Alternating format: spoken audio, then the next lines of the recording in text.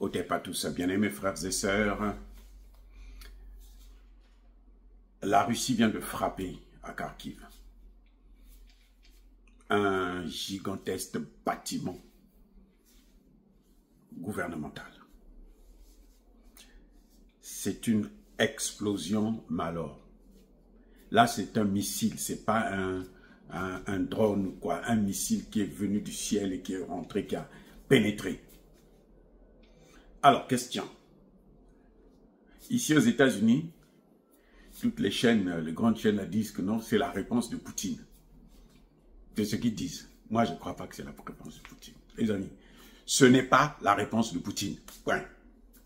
Moi, je ne crois pas. C'est encore la manipulation. Ils sont encore en train de nous raconter n'importe quoi. C'est une opération régulière, comme ils le font depuis un certain temps. Sauf que c'est vrai qu'ils ont monté d'un cran, puisque ça c'est un bâtiment gouvernemental. Avant, ils ciblaient seulement les sites militaires, les objectifs militaires. Mais là, ils sont allés toucher un bâtiment du gouvernement. Vous voyez? Alors, donc, ici aux États-Unis, les gens disent que Poutine a répondu. Moi, je ne pense pas que la réponse est ça. Non.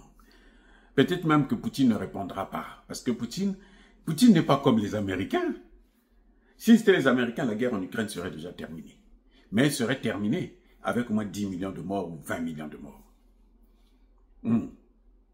Si Poutine faisait comme l'OTAN a l'habitude de faire, comme ils sont allés en Irak en 3 mois, 1 million, 500 000 bébés, enfants, 500 000. Vous vous rendez compte? En Libye, pareil, plus de 250 000 en quelques semaines.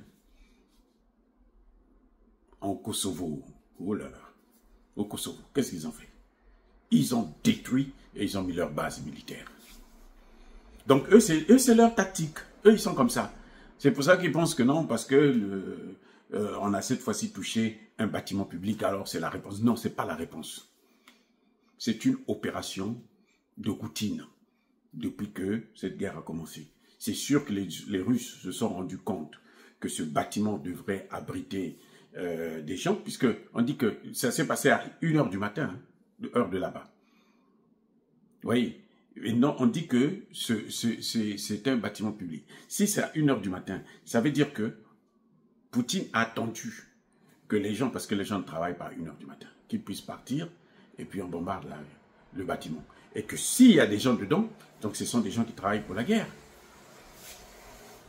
Vous voyez, c'est-à-dire que ça va de soi. Il peut pas, c'est bien calculé. Et Poutine, il n'est pas sauvage, il n'est pas barbare. On veut le peindre comme un barbare, on veut le pousser à être barbare, mais il ne l'est pas en fait.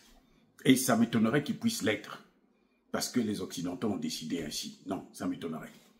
Vous voyez, ce qui est en train de se passer, c'est une opération normale, mais bon, malheureusement, qui a touché un bâtiment, ils ont ciblé un bâtiment public. Hein. On dit même qu'apparemment, il y aurait même des hauts dignitaires qui vivaient dedans. Donc, en fait, je crois que c'était un bâtiment où on planifie. Parce que les Ukrainiens avaient pris l'habitude d'emmener maintenant leur logistique dans des hôpitaux, dans des écoles.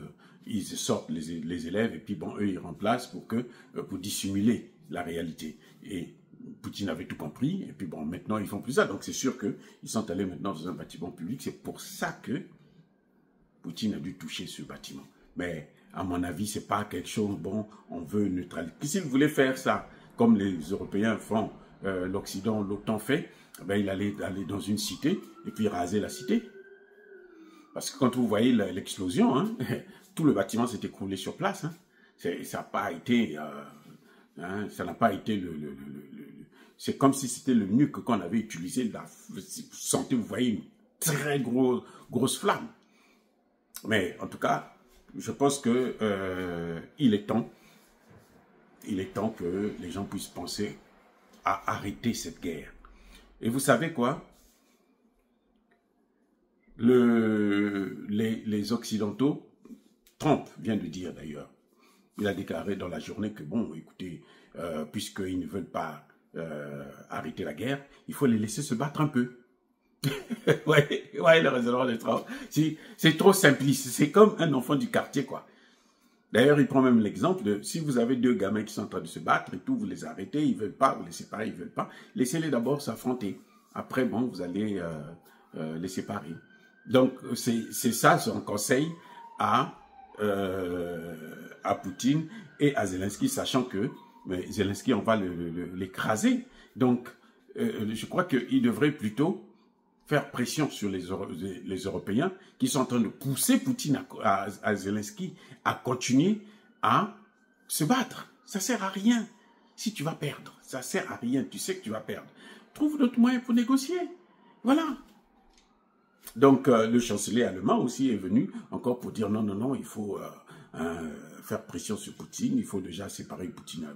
C'est-à-dire qu'un idiot, voilà, c'est même pas la peine. On ne peut pas parler de lui. Parlons des vraies choses. Soyez bénis.